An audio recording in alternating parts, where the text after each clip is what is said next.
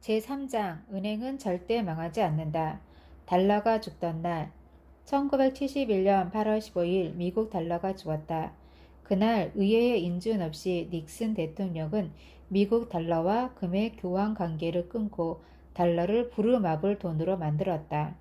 그리고 역사상 가장 거대한 경제 붐이 일어났다. 2009년 세계 경제가 몰락하면서 각국의 중앙은행들이 달러, 엔, 페소, 유로, 파운드, 원을 엄청나게 찍어내고 있다. 부르마블의 규칙이 현실에서도 적용되고 있는 것이다. 부르마블은 단순히 게임일 뿐이다. 그런데 부르마블 규칙을 현실에 적용하는 것은 곧 인간 사회가 파멸로 치닫는다는 뜻이다.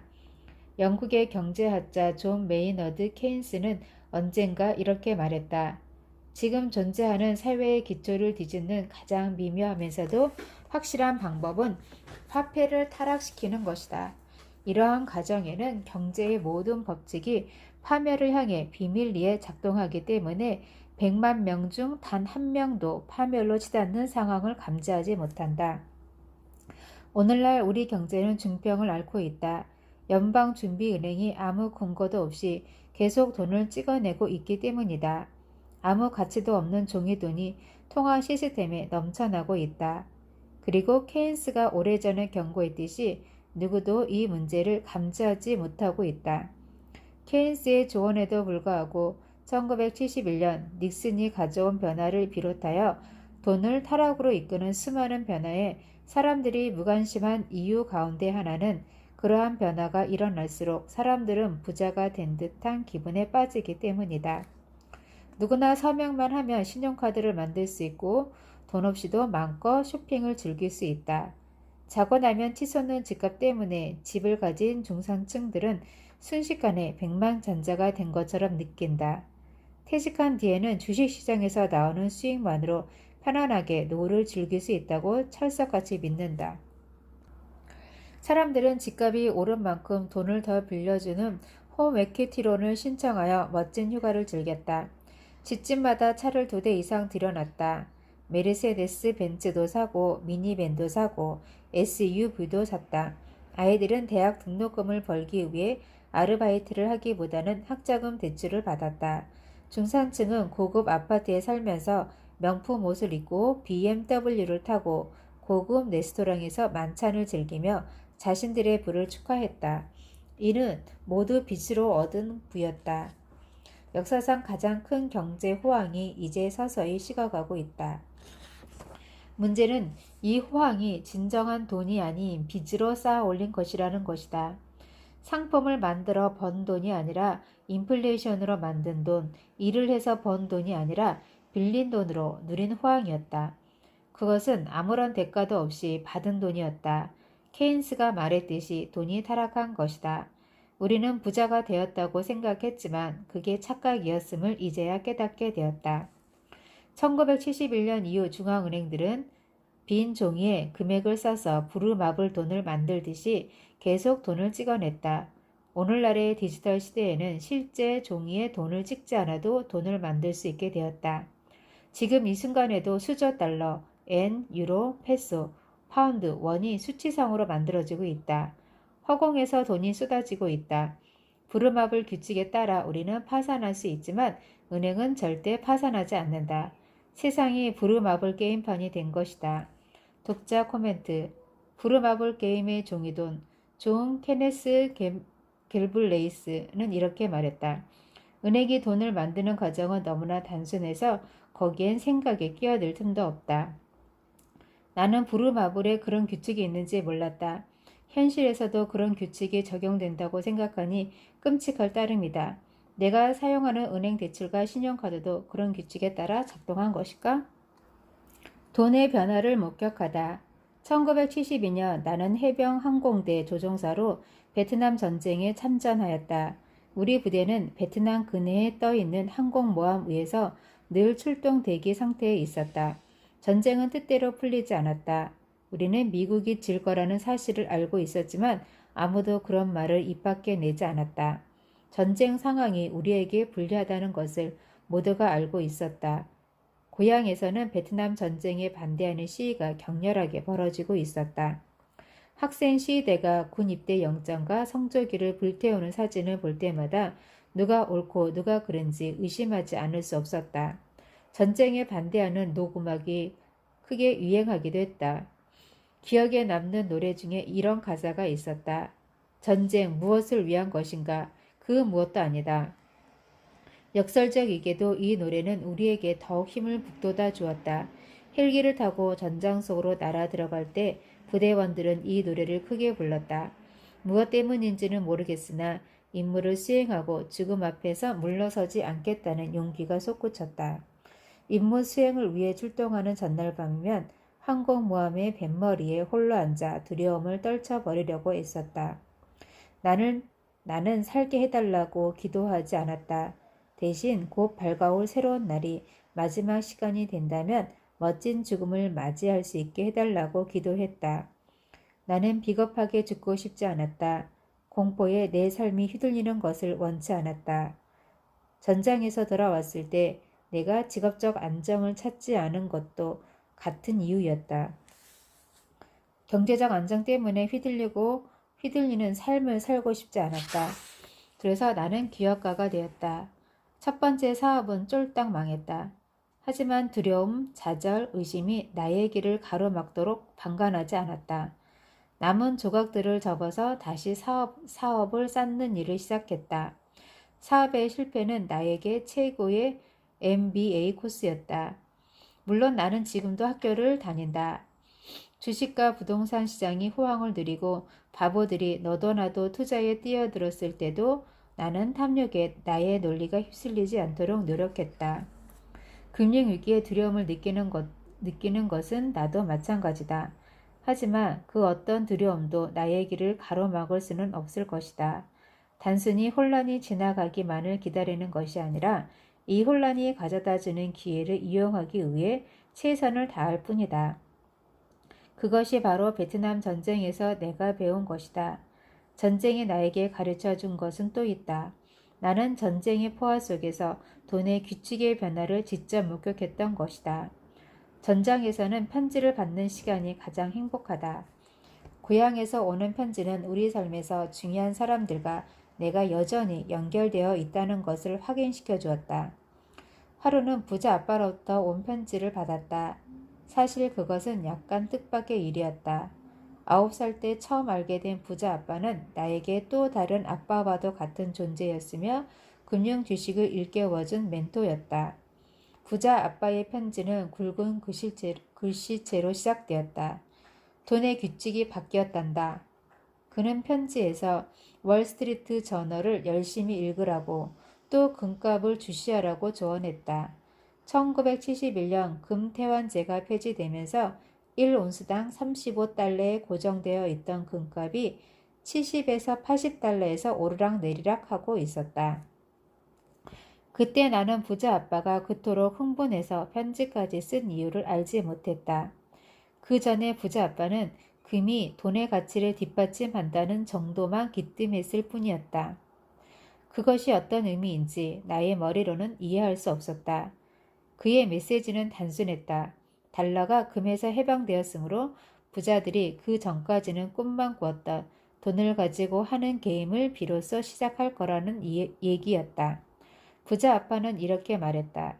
금값이 변동하면서 이전에는 보지 못했던 엄청난 거품이 일어났다 꺼졌다 하는 일이 반복될 거야. 경제가 불안한 시대에 접어든 거지. 인플레이션이 일어날 거야.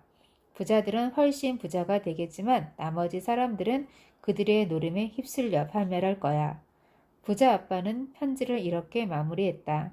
달러는 이제 공식적으로 부르마블에서 쓰는 돈과 똑같은 종이 조각이 되었단다. 부르마블 게임의 규칙이 이제 전 세계의 돈을 지배하는 규칙이 된 셈이지. 그때는 그게 무슨 뜻인지 완전히 이해할 수 없었다. 나중에야 알게 된 사실이지만 부자 아빠는 엄청난 기회가 왔음을 감지했던 것이다. 부자 아빠의 판단은 옳았다. 그는 경제 호황기를 적극적으로 활용한 덕분에 부자가 되었다. 하지만 나의 가난한 아빠는 직업적 안정에만 목을 매다가 결국 역사상 가장 큰 경제 성장기를 기회로 활용하지 못했다. 마침내 돈의 규칙을 읽다. 며칠 후 장교 휴게실에 갔더니 낡은 부루마블 게임이 있었다. 그곳에서 쉬고 있던 병사들과 함께 게임을 했다. 나는 어릴 때부터 이 놀이를 수없이 해왔기 때문에 게임 매뉴얼을 제대로 읽어본 적이 없었다. 그런데 문득 부루마블 게임 규칙이 돈의 새로운 규칙이 될 것이라는 부자 아빠의 말이 떠올랐다. 나는 새삼 게임 매뉴얼을 훑어보기 시작했다. 부자 아빠가 말한 규칙을 발견했다. 은행은 절대 망하지 않습니다. 돈이 떨어지면 종이에 금액을 써서 필요한 만큼 돈을 만들어 쓰십시오. 그때 부자 아빠의 단순하면서도 명확한 경고를 마음속에 새기지 않았다면 나는 아무것도 모른 채 지금 우리 눈앞에 닥친 전 지구적 금융위기에 휩쓸렸을지도 모른다. 부루마블 게임 규칙과 마찬가지로 부자와 권력자들은 아무 종이에나 돈을 찍어낼 수 있게 된 것이다. 돈이 타락하기 시작했다. 1971년 이전의 돈은 금과 같았다. 금으로 가치를 보장했기 때문이다. 하지만 오늘날 돈은 독과 같다. 돈 때문에 전 세계 사람들과 기업이 신음하고 있기 때문이다. 오염된 물을 마시고 나서 왜 몸이 탈이 났는지 알지 못하는 것과 같다. 돈의 규칙이 바뀌자 부자들은 화폐 제도를 통해서 우리의 부를 합법적으로 훔칠 수 있게 되었다. 1972년부터 부자 아빠의 충고에 따라 월스트리트 저널을 읽기 시작했다. 금에 대한 이야기가 나오면 눈에 불을 켰다. 금, 그리고 금과 돈의 관계에 대한 본격적인 공부가 시작된 것이다. 하지만 이 소중한 교훈을 글을 통해서만 배운 것이 아니다. 나는 전쟁터에서 직접 터득했다. 어느 날 헬기를 타고 남베트남의 주요 도시인 다낭의 외곽 지역에 있는 작은 시골 마을에 들어갔다. 작전이 일찍 끝나 항공모함으로 복귀하기까지 꽤 시간적 여유가 있었다. 분대장은 마을에 잠깐 들어가서 망고와 파파야를 사오자고 했다. 이 과일들은 가끔 육지에서만 맛볼 수 있는 과일이었다. 마을 입구에 가니 자판을 차려놓고 과일을 파는 아주머니들이 있었다. 갖가지 과일을 고르고 난 뒤 분대장은 주머니에서 남베트남의 지폐인 피아스터를 한 뭉치 꺼냈다. 과일 장수는 손을 흔들면서 말했다. 노노노노 피. 베트남 사람들은 피아스터를 그냥 피라고 불렀는데 피는 받지 않겠다는 뜻이었다. 분대장은 50달러를 꺼내 그녀에게 내밀었다. 그녀는 얼굴을 찡그리며 돈을 받아들고는 의심의 눈초리로 달러를 살펴보더니 이렇게 외쳤다. 오케이, you wait. 그러고는 다른 자판으로 달려가 무언가를 바꾸고는 다시 돌아와서 분대장에게 과일 한 봉지를 내밀었다. 나는 분대장에게 물었다. 왜 그러는 겁니까? 저 여자는 지금 모든 걸 정리하고 있는 거야. 이 나라를 뜰 준비를 하고 있는 거지. 어떻게 알아요? 피아스터를 받지 않는 건 그 돈이 더 이상 가치가 없기 때문이야. 남베트남 밖에서는 아무도 피아스터를 받지 않아. 이제 곧 망할 나라의 돈을 누가 받겠어? 게다가 저 여자는 금값이 오르면서 달러의 값어치가 떨어지고 있다는 사실도 알고 있어. 그래서 달러를 역가게에 가서 금으로 바꿔온 거지. 헬기로 뒤돌아오면서 나는 말했다. 그런데 거스름돈은 피아스터로 줬잖아요. 분대장은 웃으면서 말했다. 나도 알아. 나한테는 과일 한 봉지에다 피아스터를 잔뜩 주고는 자신은 금을 챙겼지. 거리에서 과일을 팔기는 해도 돈에 대해서는 아주 똑똑한 사람이야. 3주 후 나는 분대장과 함께 고대 금강이 있다는 북베트남 지역으로 헬기를 타고 들어갔다. 그곳은 적진이라 위험했지만 금을 조금이라도 싸게 사보려고 했던 것이다. 거기에서 나는 놀라운 사실을 깨달았다. 금값은 세계 어느 곳에서나 똑같았다. 돈의 새로운 규칙, 그리고 우리가 쓰는 부르마블 돈과 금의 관계에 대해 그렇게 조금씩 배워나갔다. 돈의 노예가 되어가는 사람들. 2009년 경제 상황이 계속 나빠지면서 사람들의 불안도 점점 더 커지고 있다. 뭔가 잘못되어 가고 있는 것 같은데 정확하게 무엇이 잘못되었는지 모르는 것이다. 존 메이너드 케인스가 말했듯이 이러한 가로 열고 화폐가 타락하는 가로 닫고 과정에는 경제의 모든 법칙이 파멸을 향해 비밀리에 작동하기 때문에 100만 명 중 단 한 명도 파멸로 치닫는 상황을 감지하지 못한다. 사람들은 배운 대로 살아간다. 학교에 들어가서 열심히 공부하고 사회에 나와 부지런히 일하고 돈을 아껴 저축하고 뮤추얼 펀드에 투자한다. 그렇게 열심히 살다 보면 모든 게 정상으로 돌아갈 것이라고 생각한다. 이것이 바로 수많은 사람들이 구제 금융을 받기 위해 아우성치는 이유다. 어떻게든 이 위기만 넘기면 된다고 생각한다. 하지만 이 모든 문제의 시발점이 돈 때문이라는 사실을 알고 있는 사람은 거의 없다. 그렇기 때문에 돈을 버는데 매달리는 것이다. 우리가 쓰는 돈에는 독이 묻어 있다. 돈의 공급량을 통제하는 이들은 사람들이 한번 돈맛을 들이면 더 빠져들게끔 헤어나올 수 없게끔 만들고 싶어 한다. 사람들이 더 많은 돈을 가지고 싶어 할수록 더 많은 돈을 찍어낼 수 있기 때문이다. 돈을 더 많이 쓸수록 우리는 약해진다. 돈의 노예가 된다. 돈의 좀비가 된다. 그렇게 우리가 엄청난 돈을 써야만 살아갈 수 있는 시스템은 결국 사회주의로 발전할 수밖에 없다. 정부가 사람들에게 낚시하는 법을 가르치지 않고 물고기를 주다 보면 사람들은 자신의 돈 문제를 전적으로 정부에 의존하게 된다. 전 세계는 지금 연방준비위원회와 미국 재무부만 쳐다보면서 금융위기가 해결되기만을 바라고 있다. 그들이야말로 이 모든 문제의 근원이자 파국의 주범인데 말이다. 앞에서 말했듯이 연방준비제도는 세계에서 가장 부유한 사람들 몇몇이 소유한 이익 집단일 뿐이다. 산유국들의 카르텔인 OPEC와 같은 은행 카르텔일 뿐이다. 돈을 보관하는 궁고도 없고 따라서 준비도 아무런 의미가 없는 말이다. 은행은 절대 망하지 않는다고 하는 부르마블 게임의 규칙이 작동하는데 굳이 돈을 쌓아둘 창고를 만들 필요가 없다. 즉 연방준비은행은 은행이 아니다. 우리가 가지고 있는 돈의 환상을 품는 것과 똑같이 연방준비은행도 허상에 불과하다. 연방준비제도 자체가 헌법 정신에 어긋나며 그것 때문에 세계 경제가 위태로워졌다고 주장하는 사람들도 있다. 사실이다. 반대로 연방준비제도를 인류 역사상 최고의 발명이라고 말하는 사람도 있다. 이전에는 전혀 상상할 수 없었던 부를 인간 사회에 가져다 주었기 때문이다. 이건 역시 사실이다. 지금 와서 연방준비제도를 구축한 사람들이 어떤 생각을 가지고 그랬는지 따지는 것은 도움이 안 된다. 중요한 것은 지금 이 시간에도 그들이 개임을 하고 있다는 사실이다. 그래서 오바마 대통령에게 경제가 나아질 것인가 묻기보다는 나는 어떻게 할 것인지 묻는 것이 훨씬 생산적이다.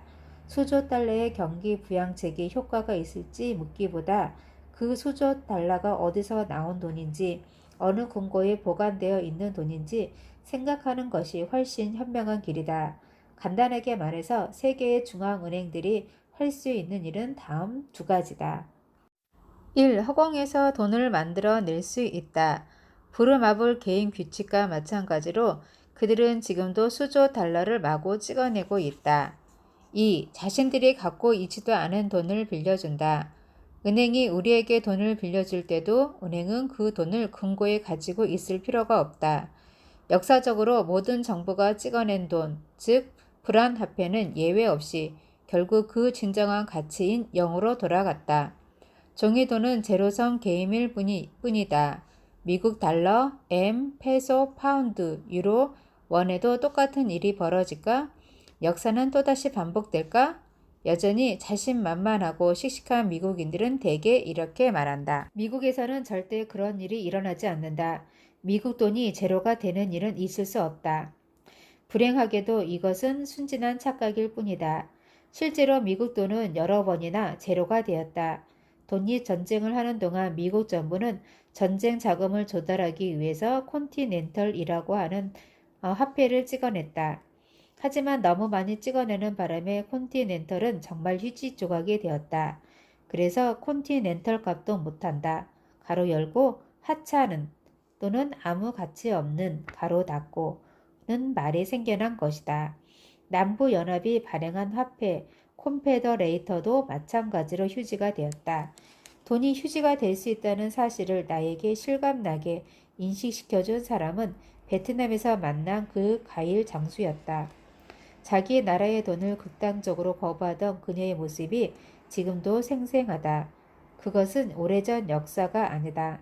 지금 우리가 살고 있는 세상에서 벌어지는 일이다. 오늘날 세계는 부루마블 돈 위에서 움직이고 있다. 하지만 이 게임은 얼마나 오래 갈까? 파티가 끝나면 어떻게 될까? 구제금융은 정말 우리를 구할까? 분명한 사실은 구제금융이 집행될 때마다 국가 부채는 눈덩이처럼 불어나고 세금은 치솟는다는 것이다. 부자는 더 부자가 되고 돈의 가치는 제로에 더 가까워진다. 정부가 돈을 찍어낼 때마다 우리 돈의 가치는 계속 떨어진다. 우리가 열심히 일해서 버는 돈의 가치는 점점 작아진다. 저축의 가치 역시 점점 줄어든다. 물론 우리가 쓰고 있는 달러가 제로 가치가 될 것이라고 확신하는 건 아니다. 하지만 그렇지 않을 것이라고 확신할 수도 없다. 역사를 돌아보면 충분히 가능한 일이다. 정말 미국 달러가 제로가 되면 세계는 엄청난 혼란에 휩싸이고 말 것이다. 인류 역사상 유례없는 부의 이동이 일어날 것이다. 부자는 더 부자가 되고 나머지 사람들은 극빈층으로 전락하게 된다. 중산층은 순식간에 사라져 버린다.